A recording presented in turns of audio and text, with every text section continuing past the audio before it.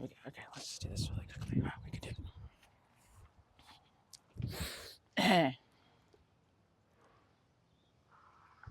Have you ever heard that running will hurt your knees? Or have you ever had knee pain from running, or shin or plantar or anything else that comes from running? When I first got into running about 35 years ago, people were like, you're gonna hurt your knees. Running hurts your knees. And then here it is 35 years later, and we're still getting so many injuries, knees, shins, you name it.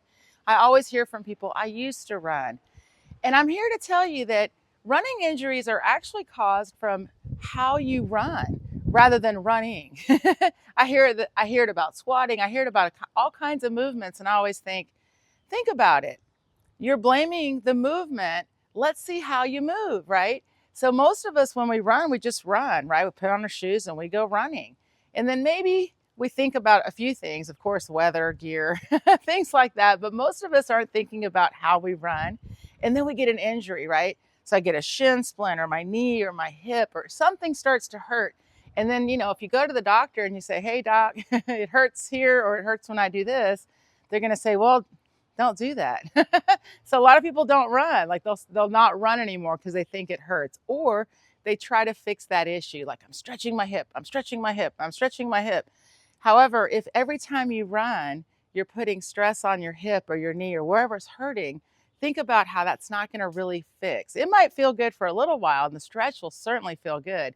But what are you doing while you run? What's causing that injury? So I'm going to show you 3 things that cause injuries, 1 thing that corrects it, and then I'm going to add in some video example of some gait analysis just to show you some regular runners, because that's what I do. I watch other people run. I help you run. And so let me just show you that number 1, everyone loves to talk about heel striking. And I just want to show you it. What happens when you heel strike, your foot comes out in front. So if my foot comes out in front, I'm signaling stop. You see, watch. If you put your foot out, and it doesn't even have to be the heel, guys. It doesn't matter. Heel, then the rest of the foot. You're stopping the movement. There's no way I can travel forward anymore. I just put the brakes on. And then I call it the slap, because if your heel hits and then the rest of the foot, that is 3, 4, 5, 6, 7 times your body weight. Can you imagine that?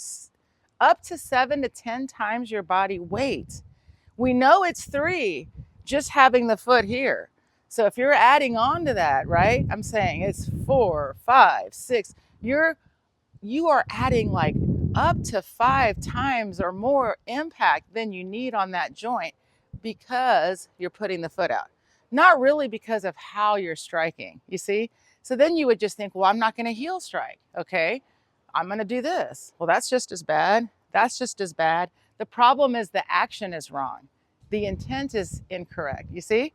So this reaching is always going to hurt it's always going to hurt this joint because it's always going to do this. And as soon as you do this, see my whole body did that? That's what impact does. So what we do to correct that is we work on pulling this foot. And if I'm running and I pull this foot, then this leg will actually drop underneath me and then pull up, reducing impact by over 50%. So see, anything in the front that's a problem, and this is like heel strike, reaching, you're thinking shin splints, IT band, knee pain, all of that will go away. You got to do drills and stretching, all that good stuff, but it all goes away by simply working on the correct movement. So that's the number 1 injuries I see, guys, is the hips and the knees and the lower back. And the problem is, again, if I'm reaching my foot to come here, then usually my upper body is also compromised. So the second reason we get a lot of running injuries is where's your upper body?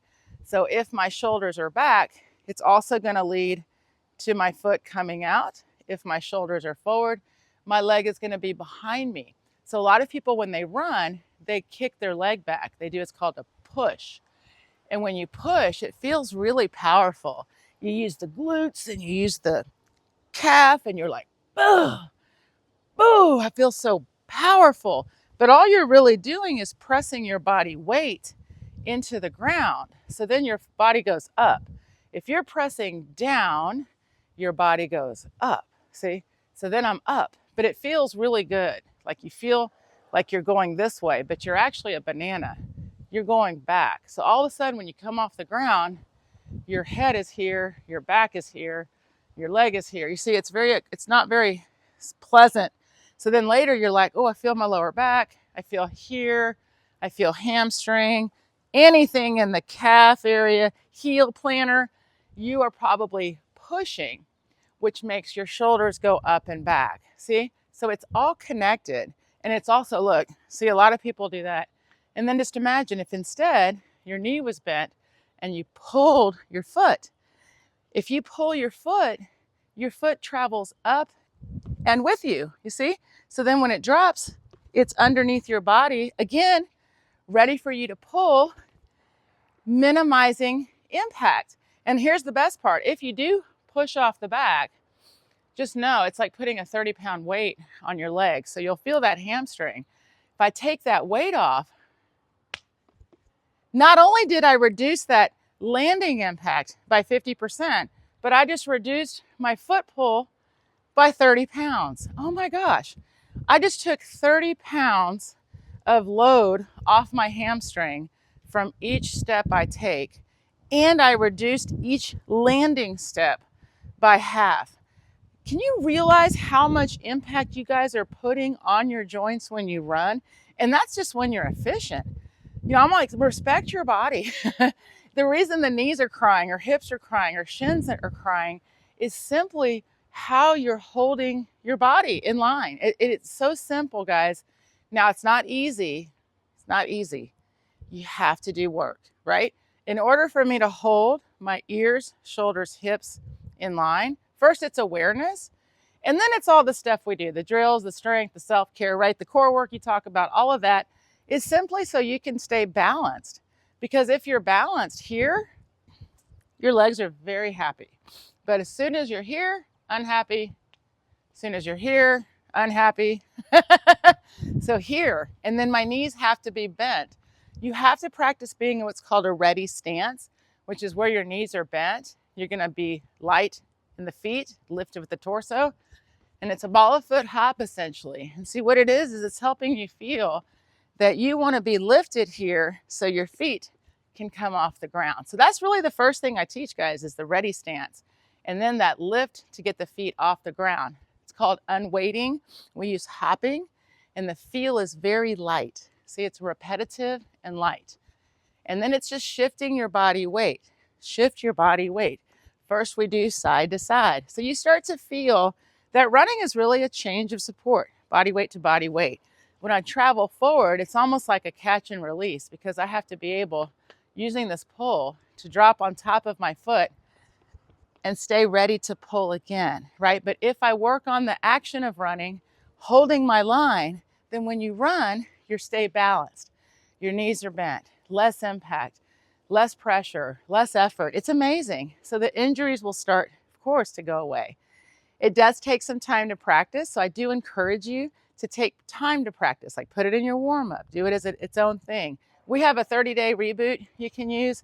Always welcome to join us, and I take you through it. We have a 30-day immersion. But if you start to really put yourself in the right position of running, hold this ready stance, learn the action of running, which is pulling the foot up to this running pose.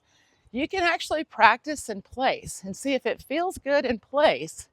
It should feel good when you take it out. That's the best part of running practice. You can practice here. This is actually running. Why am I not going forward? Because I have to work on the fall element, which is also something you practice. And you do things like, you see, I can do things like fall, so I can think it. Now watch, pulling my foot, lifting up. I'm just gonna let go and off I go. So running becomes a very repetitive motion, as it should be, of a same thing. And then you can check in on yourself. Am I holding my body up? Do I feel light in my feet? Am I pulling? You see, like you can ask yourself these questions because now you know what you're supposed to be doing instead of, oh, my knee hurts and I'm not sure why. So I'm gonna ice it, I'm gonna stretch it, I'm gonna roll, I'm gonna buy new shoes, I'm gonna do all these things for my knee, except reduce the load of impact that you're giving it during your run. Okay, so that's my goal for you, to start thinking, it's not running, it's how I'm running. It's just me. I just need to get a little bit more confident and comfortable and strong in my position, my posture, and my alignment. I need to keep my knees bent. I need to work on my elasticity so that I have the ability to continue doing my job, which is pulling my foot up. And then if I lift my torso up, I will travel forward. And the more you practice that, and it feels good. And if it feels good here, you can repeat that great feeling out. So again, I'm going to show you a few clips so you can kind of see that in other runners that I work with. Otherwise, though, I'm telling you, go through the reboot, go back through we've got an app now, a free app. It's got a lot of this stuff done. I've got warm-ups, I've got drills, I've got strength, I've got everything you need. And of course, I would be happy for you to join us in the membership. And of course, thank you for watching. Thank you for subscribing. Share if you can or want to. I want to get everybody running pain-free.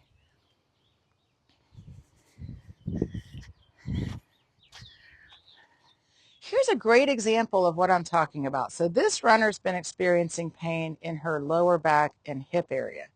Well, it's going to be clear why. As soon as she touches down, can you see her? Remember I said 30-pound weight, and that weight, because her foot's back here, is all going on her back and hip. And just so you know, she's been working with the RunRx program, so she's pulling very nicely, by the way. Really nice pull. Great work on that pull. So now what does she have to do? She's got to work on her perception of her upper body. You see, she should be upright, guys. This is important.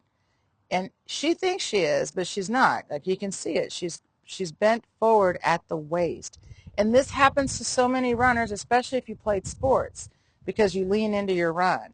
So as soon as she develops both perception and ability, right? Not only do I need to be understanding that my body needs to be upright, I need to be able to hold that position. That's why you've got to do the drills, because she played softball all her life. This is years and years and years of sprinting to the base. She's never done distance running, but she wants to get into it. But what I do want to show you is she has the strength, because watch, in place, she's standing upright, no problem. So this is important for people. They think immediately, oh, I need to do core strength. I need to do all this strength work. You do, but really what you need to do is make sure you're developing correct perception. She can stand upright. The reason she bends over when she runs is because she thinks that's how you're supposed to run. And this is why I encourage so much getting a check-in, let me see it, because I can show you that. Instead of blaming your hip, it's you. So we're just going to work on helping her feel running upright so that stays how she runs. And notice, by the way, every one of them is upright. You see, so everyone has the ability. The biggest challenge is perception. Am I actually holding the right movement? And this is why you do the check-ins or film yourself and see. But you really want to hold that line through your run. All right, guys, hope this helps.